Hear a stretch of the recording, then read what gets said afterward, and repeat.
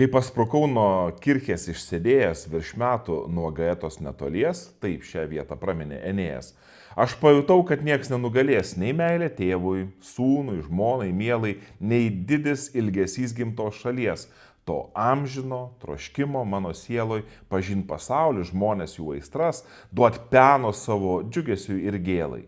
Ir leidaus laivu aš į mares su saujelė draugų, nebe naujokų, kurie pasiūlė paslaugas geras.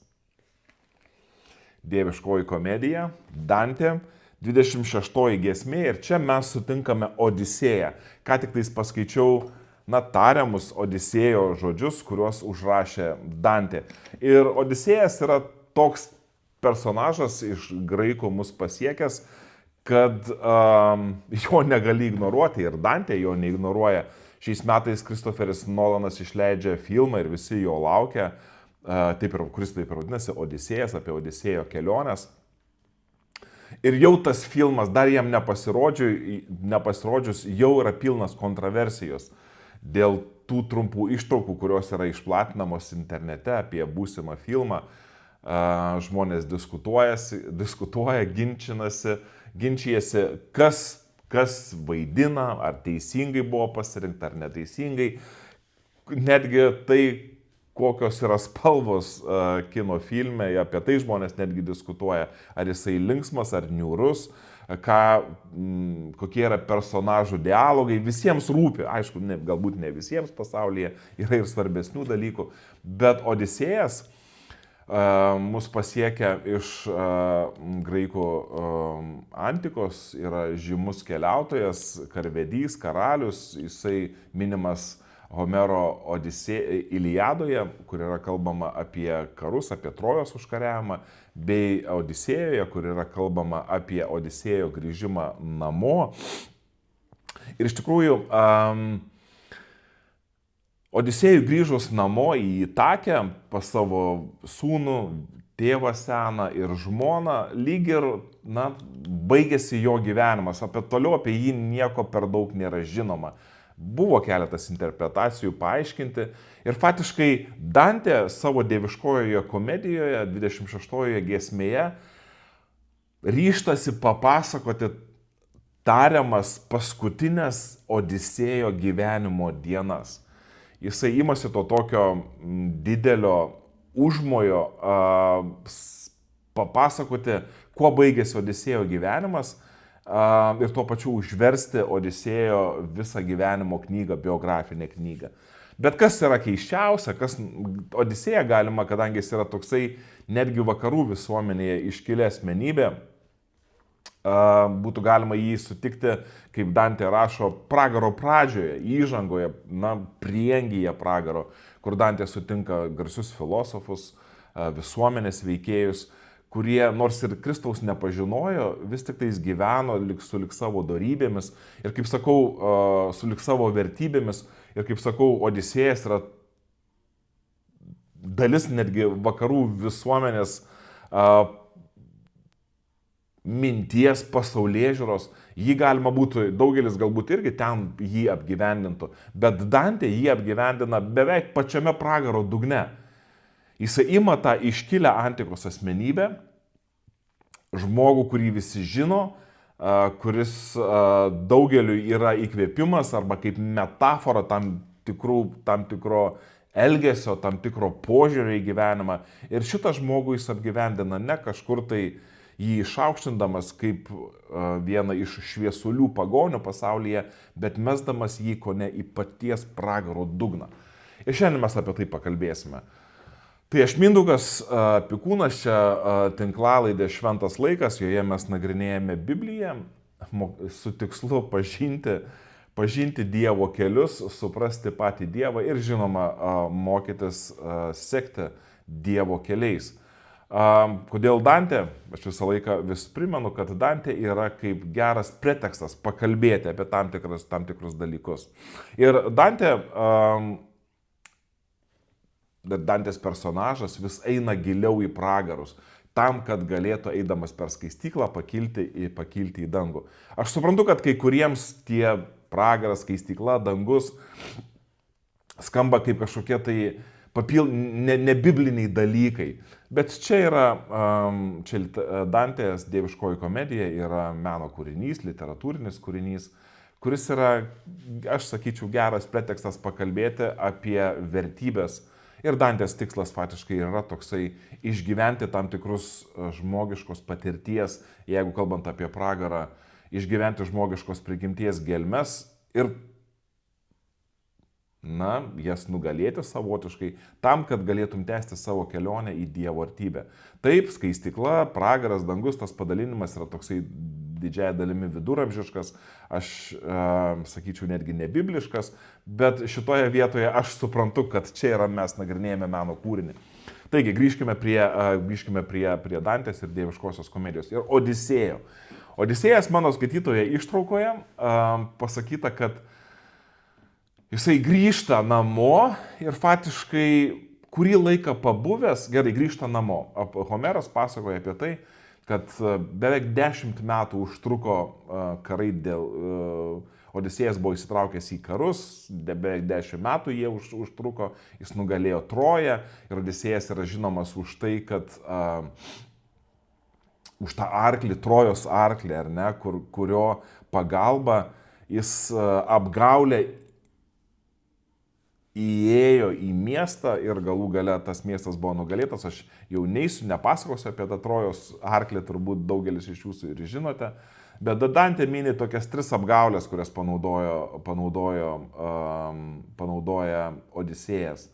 Pirmoji apgaulė buvo, kad jisai įtikino Achilą kartu su juo keliauti, kur jis ir žuvo Achilas. Tada jisai pavogė iš miesto, čia parašyta, reikia pažiūrėti, kaip vadinasi,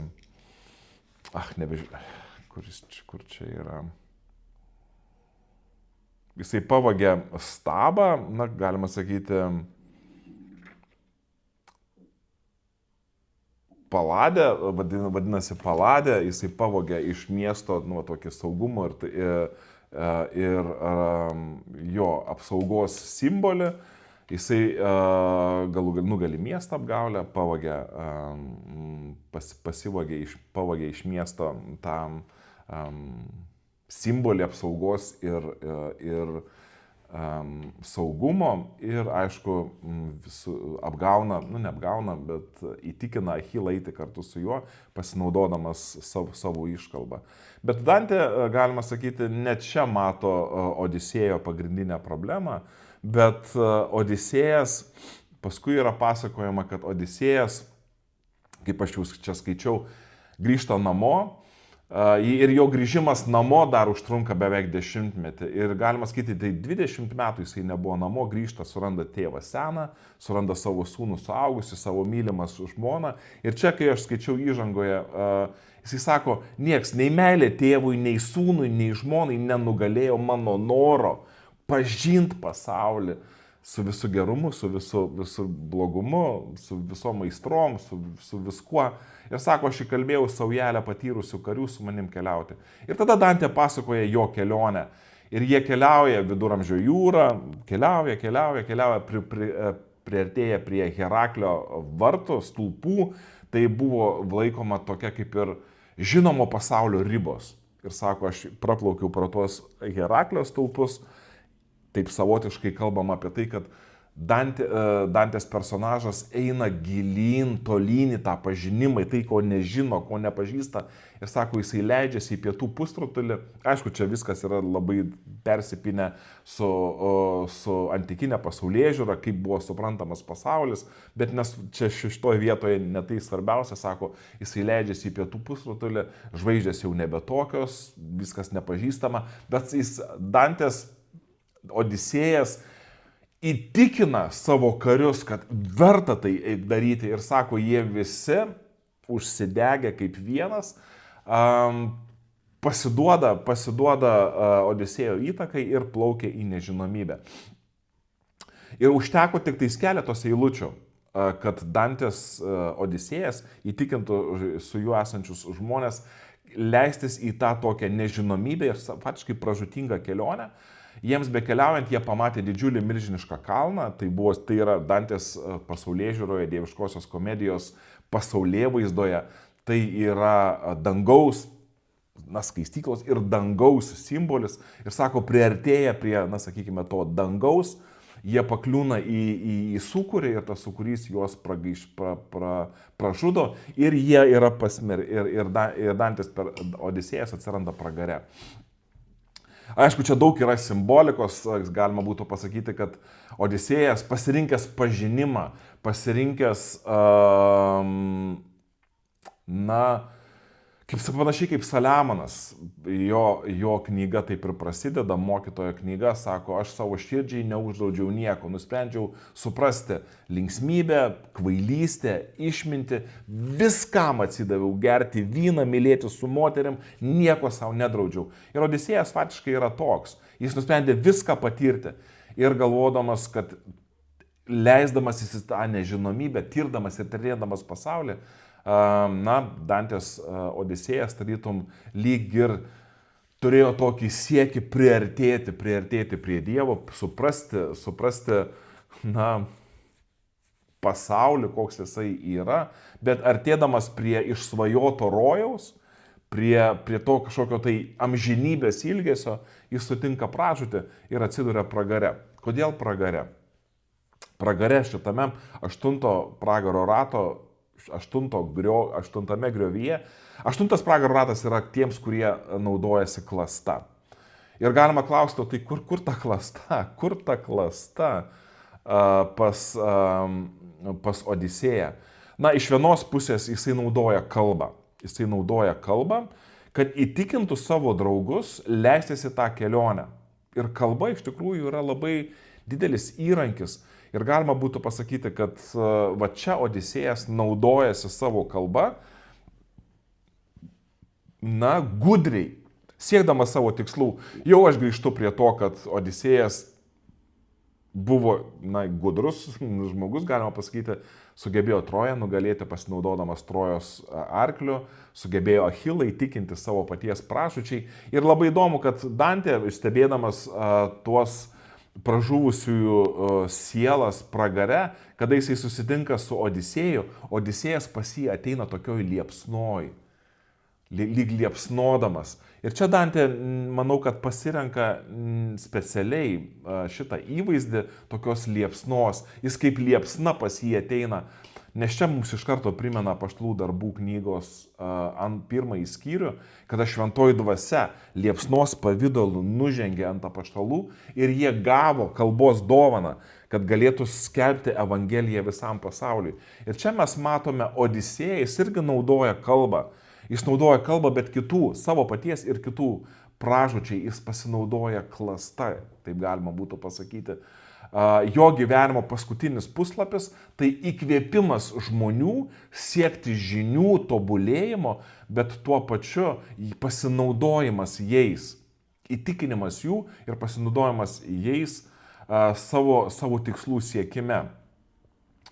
Ir šiandien aš noriu tiesiog trumpam galbūt pakalbėti apie žodžių įtaką. Žodžių įtaką. Šią savaitę toksai skaičiau komišką Rolando Kazlo komišką pasidalinimą.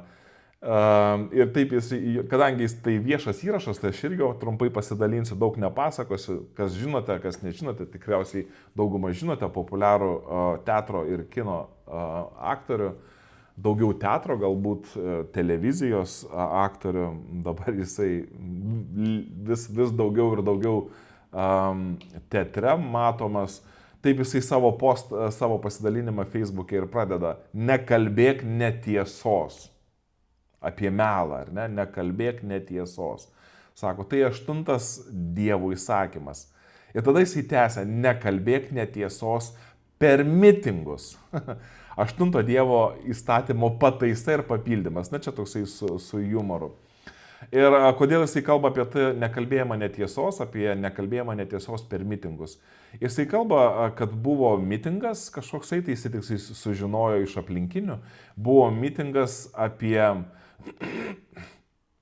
skirtas apginti Lietuvos miškus. Ir atsistojo vienas žmogus, aš neminėsiu jo vardo, jisai agronomas, teisininkas, žurnalistas. Ir jisai sako, bet kadangi yra apie miškus visas mitingas, jisai citavo Antano Baranausko poemą Anykščių šilelis ir pacitavęs tą Antano Baranausko Anykščių šilelį, jisai sako, šią Antano Baranausko poemą, jis pavadino poema Anykščių šilelis, turėjo perskaityti aktorius Rolandas Kazlas, bet jis neatvyko į mūsų susitikimą. Ir Rolandas Kazlas sako, tai šį kartą, sako, mano reakcija buvo trumpa ir sako, prisipažįstu, necenzūrinė, nes nieks jo nekvietė į jokį mitingą, nieks jo neprašė paskaityti Anykščių šilelio Antano Baranausko ir dėl to tas visas postas prasideda nekalbėk netiesos. Na, Rolandas Kazlas čia su savo šmaikštumu bando vertinti tą situaciją, bet ką Rolandas Kazlas sako apie tokius poelgius? Na, sako, kodėl tu tai darai, kas tu toks esi? Sako, tokie poelgiai, manau, yra pavojingesni nei negailestingi miškų kirtimai.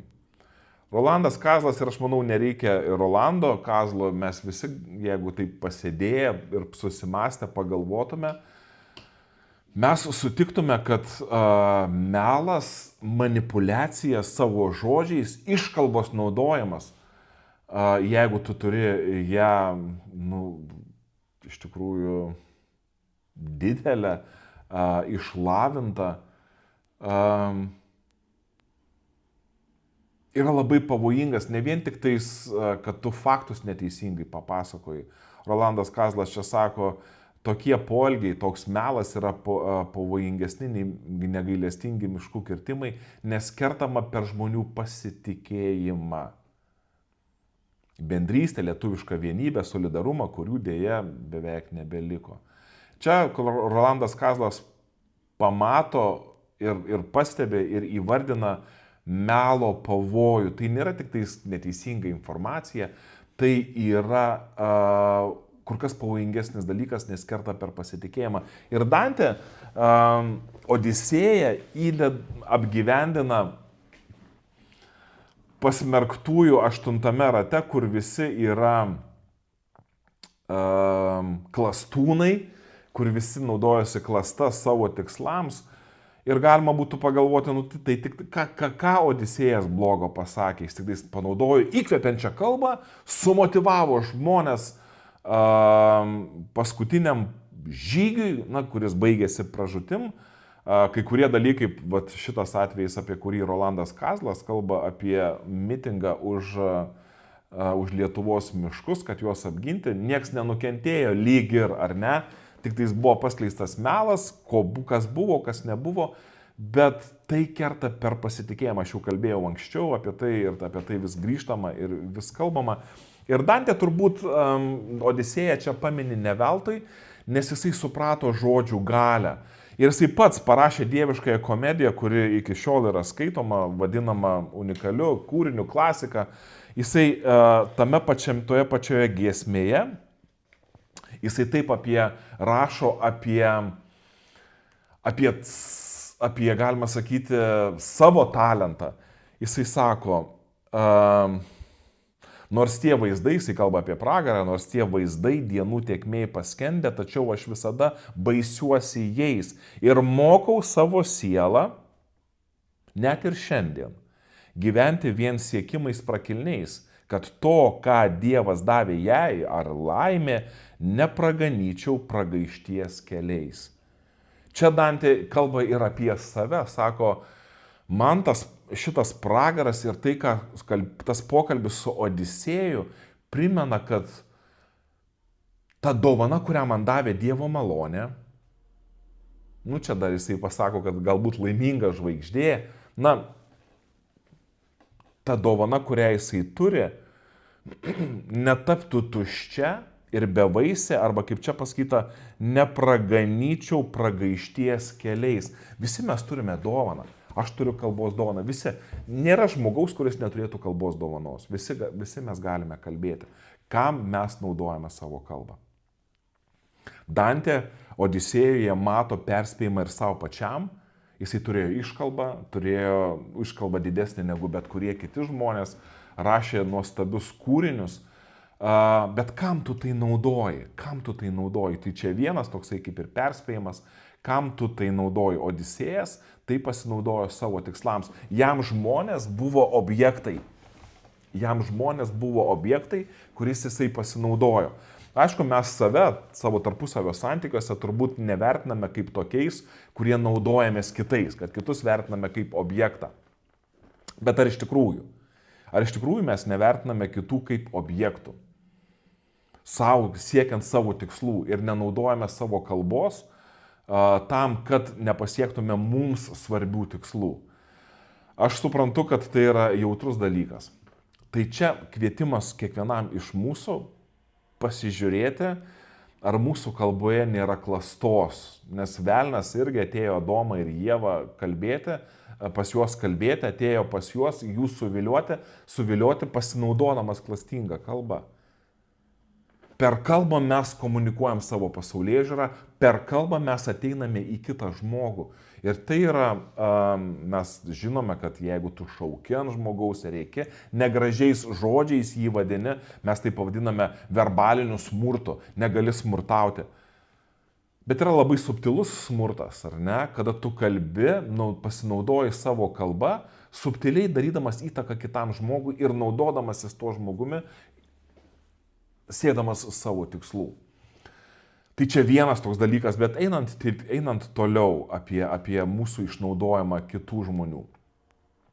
Dantė Odisėją naudoja ir tuo pačiu kaip iliustraciją žmogaus, kuris siekia uždrausto pažinimo. Jisai plaukia ten, kur niekas neplaukė, kur galima būtų pasakyti, graikų pasaulėžiūroje yra tie Heraklio stulpai, viskas, čia pažintas pasaulis, toliau nebeik. Kiek iš mūsų, čia verta taip pagalvoti, kiek iš mūsų pasitenkinam gyvendami toj nežinomybei ir kiek iš mūsų norime, esame vedami to gilesnio pažinimo, to uždrausto savotiško vaisiaus. Kai Dievas sukūrė pasaulį, bet įdomu, ta visa Biblijos pradžia, ar ne? Dievas sako, sukūrė pasaulius, apgyvendino žmogų rojuje ir ten stovėjo du medžiai. Gėrio ir blogio pažinimo medis ir gyvybės medis. Ir Dievas pasakė, žiūrėk, gėrio ir blogio pažinimo medžio neliesk, nes tu numirsi. Lygiai panašiai kaip Odisėjo kelionėje yra tie Heraklio stulpai, viskas. Čia toliau neplauk. Ten plaukiok ir tyrinėk kiek nori, bet toliau neplauk. Kiek esi patenkintas nežinodamas visko? Arba iš kur tu semiesi savo gyvenime energijos, prasmės? Ar pasitenkini tuo, ko tu nežinai? Ir tai yra pakankamai aktualu, dabar žmonės vis diskutuoja apie dirbtinį intelektą, ar ne? Ir vyksta netgi kova, lenktynės tarp valstybių, kas geriau įvaldys dirbtinį intelektą, nes tai yra traktuojama kone kaip nacionalinio saugumo klausimas, kaip dominavimo pasaulyje klausimas. Ir žmonės siekia, galima sakyti, tos pažangos, to gilesnio pažinimo, to pažinimo vaisiaus, negalvodami dažnai apie tai, kokios ir bus pasiekmes. Aišku, tų balsų pasigirsta, kaip dirbtinis intelektas keičia mūsų visuomenę, kaip mes bendraujame, arba kaip žmogus save supranta, arba kaip tiesos mes ieškome. Bet kartais, arba labai dažnai niekas nesusimasto vardan pelno, vardan pranašumo. Bet ne vien tik tais apie tai, pavyzdžiui, mokslininkas gali atlikinėti tyrimus ir jisai ieško naujo gydymo būdo. Ir tam, kad, galėtų atlikti tyrimus su žmonėmis, Jisai nusprendžia paslėpti dalį informacijos ir jisai sako savo arba kitiems, jeigu mes viską pasakysime žmonėms, žmonės nesutiks dalyvauti tame. Bet atradimas yra didesnis negu vieno žmogaus kančia arba vieno žmogaus nelaimė. Jisai slepia rizikas tam, kad suprastų ir sužinotų daugiau apie tą ligą arba surastų vaistą. Ir aišku, tie, kas naudojasi tais vaistais, vėliau džiaugiasi. Bet tai buvo pasiekta peržengiant žmonių ribas. Jau nekalbant apie tai, kad nacistinėje Vokietijoje koncentracijos stovyklose buvo atliekami tyrimai su vaistais, buvo atlikinėjami tyrimai su žmonėmis, juos nužmoginant ir galvojant, kad tai yra kažkokia tai gyvulių banda, kuri gali naudotis tam, kad surastum kažkokią tai vaistą arba palaimą tai visuomeniai, kuri yra už koncentracijos stovyklos tvoros. Buvo netgi yra žinomi tokie atvejai, kad žmonės netgi buvo verčiami sukti ratus, apsimovę batais ir paskui mokslininkai arba tie, kurie batų gamintojai, numaudavo batus nuo tų žmonių ir žiūrėdavo, kur susidėvi, kur yra problemos su tais batais, bet tie žmonės mirsdavo kaliniai nuo išsekimo, tam, kad kiti galėtų turėti batus. Tai čia galima sakyti, kad viskas čia jau peržengia moralinės ribas. Toks pažinimas, toks augimas yra netoleruotinas. Bet tų subtilių dalykų, subtilių ribų yra labai daug. Pavyzdžiui, žurnalistas ar ne, jisai gali tirti korupciją. Geras žurnalistas, jisai bandys apginti savo žmogų, kuris, pavyzdžiui, jam teikia informaciją, tam, kad jisai tikrina faktus, kad apgintų nekaltus žmonės, kad neskleistų informacijos, neskelbia faktų, kurie nepagrįsti. O Odisėjas, galima būtų pasakyti taip, kad, čia taip, einant šiek tiek toliau, ta informacija pasidalins vardant sensacijos, jam bus nesvarbu, ką žmonės pagalvos, jam bus svarbu, kad ateinama prie to, kad žmonės yra naudojami kaip objektai kažkokie tai. Tu naudojasi žmonėmis, tau nesvarbu, kad žmonės pasiduos klaidingai informacijai, kad panika bus pasėta, nepasitikėjimas, žmonės vadovausis iškreipta tiesa, bet tau yra svarbiau populiarumas, tau yra svarbiau, nėra svarbiau, tai yra teisingumas. Tu dangstaisi teisingumu, kaip Odisėjas įkvėpdamas žmonės, jisai dangstėsi kilnumu, čia pergalė, įtaka kažkokia tai šlove, bet iš tikrųjų juos visus nuvedė į pražūtį. Aišku, santykiuose, pavyzdžiui, tikrai ne vieni yra santykiai, kai žmonės, pavyzdžiui, pasitikėjimas yra problema, ar ne? Pavyzdžiui, jie negali ateiti ir paklausti žmogaus, arba jeigu gali, iki galo nepasitikė, kad, pavyzdžiui, man neramu apie kažką, tai ar galime pasikalbėti apie vieną ar apie kitą dalyką. Bet to žmogui nepakanka, žmogus pradeda prašyti arba slapta tikrinti kito žmogaus telefoną, seka jo buvimo vietą ir sako, aš turiu teisę žinoti. Ir čia mes ateiname prie tokios subtilios ribos, ar ne? Kiek yra tos teisės tau žinoti? Kai Dievas sukūrė, aš grįžtu prie Adomo ir Ievos, kai Dievas sukūrė pasaulius, jisai pasakė, žiūrėk, pažinimo riba štai kur. Gėrio ir blogio pažinimo medis, va čia tu neturi imti šito vaisiaus. Aš nenoriu pasakyti, kad žmogaus siekis pažinti yra kažko tai blogas. Tai viskas su to yra gerai. Visas progresas, kurį mes matome, jisai stovi ant to pažinimo ir mes džiaugiamės šituo progresu, komfortu ir galimybėmis, kurios progresas ir pažinimas mums suteikia. Aš šitais kalbu apie priemonės, kaip tai yra daroma, ar ne? Aš suprantu, kad kartais santykiuose poroje, pavyzdžiui, jeigu grįžtant prie jos, pora viena kitą apgaudinėja, slepia vieni nuo kitų dėl įvairiausių priežasčių ir dažniausiai žmonės save pateisina, kad aš teisingai darau, aš turiu tai, man taip reikia daryti, aš turiu apsaugoti save, vaikus ar kažkaip tai. Bet suprantate, tą subtilę ribą, kada mes bandome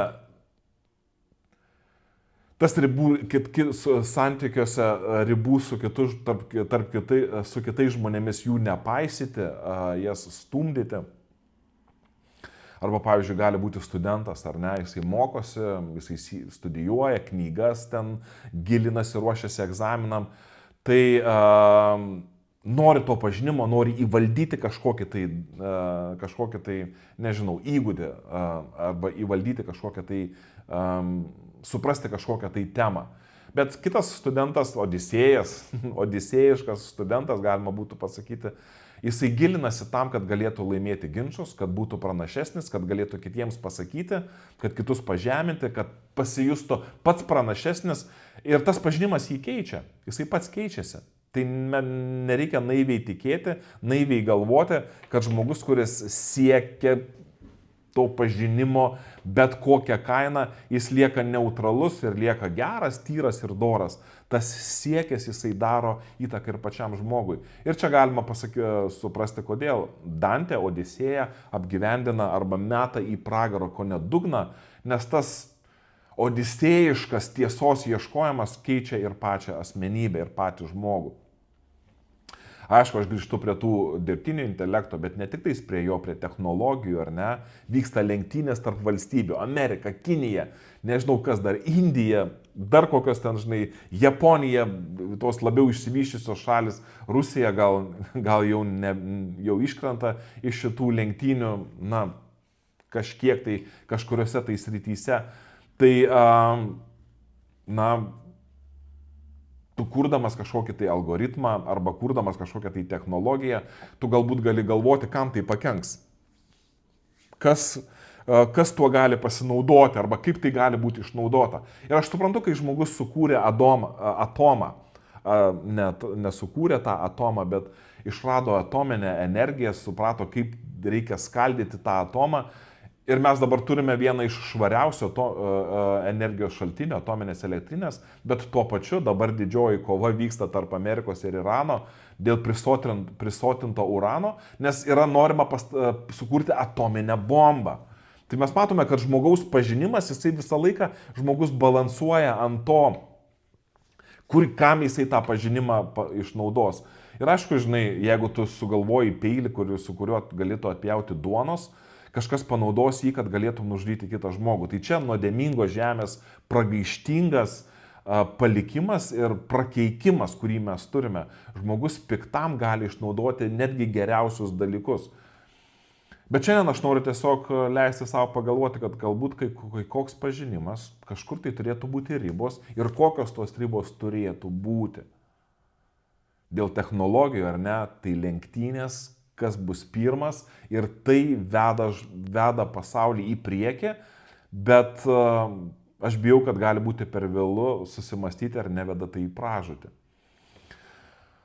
Aišku, aš tą žodį aišku, aš atkreipiau dėmesį, žodį aišku vis dažnai naudoju. Kas arčiau Biblijos ir kas arčiau man svarbių dalykų, žmonės labai nori žinoti pranašystės, labai nori žinoti, kas bus toliau ir kaip bus. Ar Amerika bus ta, žinai, pasaulinė supervalstybė, kurioje krikščionys įkurs krikščionišką valstybę ir užsikurs, nežinau, ir užkurs inkvizicijų laužus, kur bus deginami kitatikiai ir bus nustatoma visam pasauliui, kas turi ir kaip turi garbinti Dievą. Ar pranašystės išsipildys Izraelyje taip, kaip yra tariamai užrašytos Senajame testamente. Žmonės ieško to pažinimo. Vienos pranašystės neišsipildo, kitos pranašystės neišsipildo. Žmonės blaškosi, žiūri visur, kažkur tai kitur, kur tos pranašystės išsipildys. Ir labai dažnai, aš sakau, savo pastorystėje teko sutikti žmonių, kurie turi slaptą pažinimą. Jie suprato, kaip pranašystės veikia. Jie žino, ką Dievas yra numatęs. Kas laukia mūsų rytoj, kas dabar viskas bus. Ir jie ateina ir aš grįžtu prie to, su tuo gilesniu pažinimu, jie naudoja kalbą, naudoja savo iškalbą ir manipuliuoja, iš tikrųjų manipuliuoja daugybė žmonių. Kiek yra tragedijų pasaulyje, kai žmonės religiniais tikslais, religiniais žodžiais, religinių žodynų sumanipuliavo šimtus žmonių, kad jie parduotų savo namus, aukotų aukas, galų gale nueitų kartu su jais į pražūtį. Kiek yra tokių atvejų? Daugybė tokių atvejų pasaulyje yra. Ir visas tas melas yra perduodamas žodžiais, ne kažkaip kitaip. Su šautuvu niekas nepriverčia vienu ar kitu dalyku tikėti. Yra naudojami žodžiai, iškalba. Dėl to Dantė mato tame piktą, kaip čia pasakyti, gal grįžtant prie tos liepsnos, pamenate, kad pragare Odisėjas ateina pas Dantę kaip liepsna. Galima grįžti ir prie laiško Jokūbo laiško, kur yra kalbama apie liežuvį, kaip apie liepsną. Sako, tas liežuvis, maža liepsnelė, jinai užkuria didžiulę ugnį. Viskas pasaulyje vyksta per žodžius. Ir dirbtinis intelektas galbūt dėl to, žinai, yra toks, galima sakyti, apokaliptinis kažkiek tai, nes ten yra naudojamasi, kalbos modeliu, kuris būtų universalus, nesvarbu, ar tu esi Kinijoje, ar tu esi Pietų Afrikoje, ar tu esi Grenlandijoje, ar tu esi Australijoje. Siekiama surasti tą, kaip pasakyti, kažkokį tai bendrą kodą, kuris galėtų tą dirbtinį intelektą, kalbant mano kalba, išlaisvinti jo visą potencialą. Tai viskas persiduoda per kalbą. Ir dėl to ir Biblijoje Dievas sukūrė pasaulius iš savo žodžiu, ar ne, ir kada Adomas buvo sukurtas ir Adomui buvo patikėta duoti vardus visiems gyvūnams. Atrodytų, kad viskas eina per kalbą ir Dievas šituo dalyku dalinasi ir su žmonėmis. Ir mes ateiname kada prie Babelės bokšto, pradžios knygos 11 skyriuje, yra kalbama, sako, visi kalbėjo viena kalba ir Dievas nužengęs pasižiūrėti, kai žmonės stato bokštą. Ir aš net nemanau, kad čia yra bokštas problema. Čia problema buvo sistema, kurią žmogus kūrė. Ir Dievas taip įvertina situaciją žmogaus. Sako, jie visi kalba vieną kalbą ir ką tik jie užsimos, niekas negalės jų nugalėti ir jiems pasipriešinti. Vienybės gale, bet viskas per kalbą, per žodį, įtaką sklinda per žodžius, kuriuos mes tariame. Netgi dabar aš kalbėdamas, kai kuriuos aš iš jūsų įtikinu, kai kurių neįtikinu, kai kurie svarstote, bet viskas vyksta per tą kodą, per kalbą. Ir sakau, žmonės netgi religinėme pasaulyje ar ne, ieško to pažinimo, gilesnio pažinimo, netgi Biblija naudojasi tam, kad surastų tą pažinimą. Bet o kam tau jo reikia? Užduodu aš šitą klausimą. Tas klausimas šiek tiek retorinis, aš jį užduodu, nes kartais žmonės jie naudojasi tam, kad galėtų kitai tikinti, tam, kad galėtų kitam pasakyti. Jie prisidengia save, kad aš papasakosiu tiesą, apie kurią žmonės nežinojo. Pranašystės, pavyzdžiui. Štai ką Dievas yra numatęs. Iš tikrųjų, su pranašystėmis yra labai pavojinga, nes dažniausiai taip ir yra. Mes žinome, kad jos buvo teisingos tik tada, kai jos išsipildo. Todėl būkime atsargus su tomis pranašystėmis. Klausykim, svarstykim, žiūrėkim, bet būkime atsargus. Bet kur link aš lenkiu?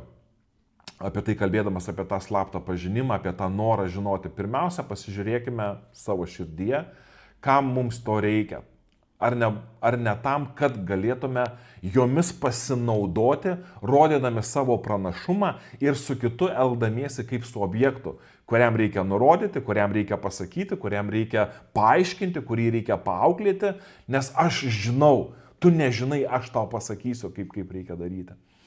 Ir čia galbūt verta paskaityti Dovydo 131 psalmę. Jinai labai trumpa. Dovydas rašo: Viešpatie, mano širdis neišdidi ir mano žvilgsnis neišpuikęs. Aš nesiekiu didelių dalykų, o to, kas pranoksta mano jėgas. Priešingai esu patenkintas ir ramus, kaip vaikas ramus ant motinos kelio. Taip rami širdis mano krūtinėje. Dovydas sako, aš renkuosi ne pažinimo kelią, o gyvenimo kelią. Ne gėrio ir blogio pažinimo medį, bet gyvybės medį.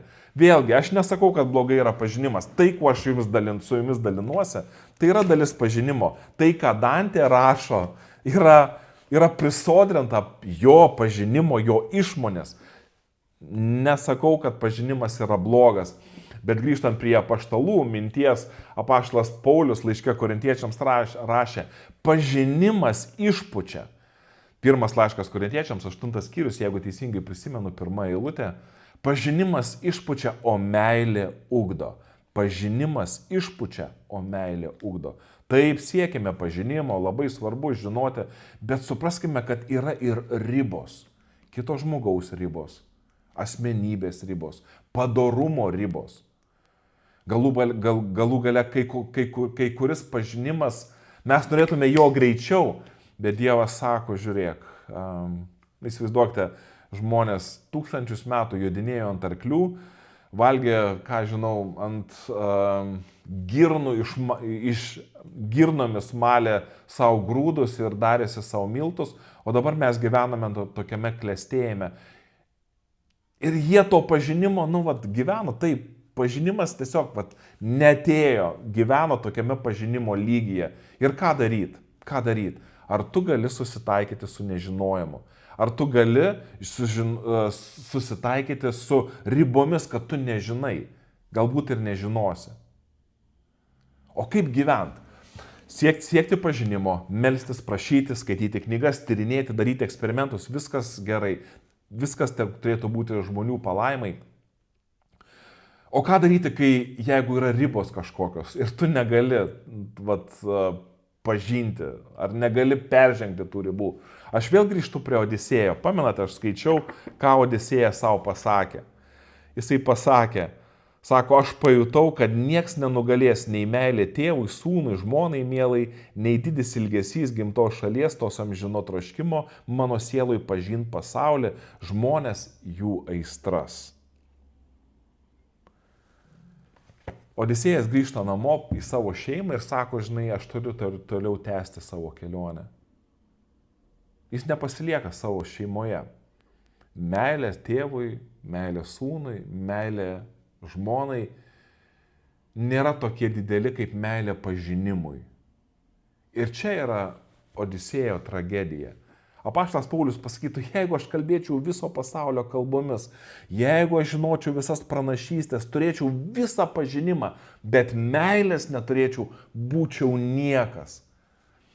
Ir Dantė rašydamas paskutinius, galima sakyti, puslapius Odisėjo gyvenimo, atskleidžia tą tokią tragediją to pažinimo. Jisai neramus, jis verčia žmogų į progresą. Taip, progresas varo visą žmoniją.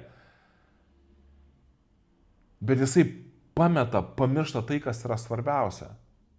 Meilė, tarpusavio santykiai. Ir čia galima būtų pacituoti išmintingo Saliamono žodžius, kad kvailys ieško išminties visur, o išmintingas randa ją čia pat. Ir galbūt tai, ką mes randame čia pat, nėra kažkokios žinios, kažkokios tai išmintingi nušvitimai, kurie, nežinau, visuomenę numeta šviesmečiais į priekį, arba kurie mūsų video žiūrimumus pakelia iki milijoninių skaičių, ar mūsų knygas pradeda skaityti ir mus pradeda kviesti į kažkokius tai susitikimus. Išmintis galbūt nėra čia. Išmintis yra mokėjime mylėti čia ir dabar tai, kas yra, pasitenkinti tuo, ką tu turi. Pažiūrėkite į žmonės, kurie jūs supa. Mylit juos, gera su jais. Esate pasiruošę dėl jų daryti gerus dalykus, melstis už juos, netgi jeigu jie jums neatsako tuo pačiu, vis tiek jiems rodyti gerumą. Va čia yra išmintis. Blaškytis kažkur, lėkti kaip Odisėjas, palikęs namus, palikęs šeimą, visą kitą, eiti kažkur tai, kažkokias tai misionieriškas keliones dėl kilnesnio tikslo yra lengva, netgi sumotyvuojant kitus, įkvepiant kitus, yra galbūt žymiai lengviau negu likti namuose, atlikti kasdienės pareigas. Bet tada tu nebe Odisėjas, tada tu nebe iškilus tyrinėtojas, keliautojas. Kas tu esi toks? Kas tu esi toks? Čia mūsų ir tapatybės klausimas iškyla, žinoma. Bet ar pasitenkini būti namuose ir mylėti tai, ką turi? Vėlgi, aš suprantu tas įtampas ir tos įtampos jos visą laiką pasiliks, kol mes gyvename šitoje žemėje. Pas mus visus yra dalis to tyrinėtojo, norėtojo žinoti daugiau, pažinti, tobulėti kūryboje, tobulėti, nežinau, moksle, bet kur, visur mes augam ir tobulėjam. Tačiau tobulėjimas neturėtų mūsų nunešti per toli šiandieninės atsakomybės, tam, ką mes esame pašaukti dabar. O dabar mes esame pašaukti atrasti pasitenkinimą meilėje, rūpestėje, globoje, bendrystėje vienas su kitu. Tegul šitos mintis ir pasilieka kurį laiką su jumis ir tikiuosi, kad jos ras atgarsį jūsų širdyse.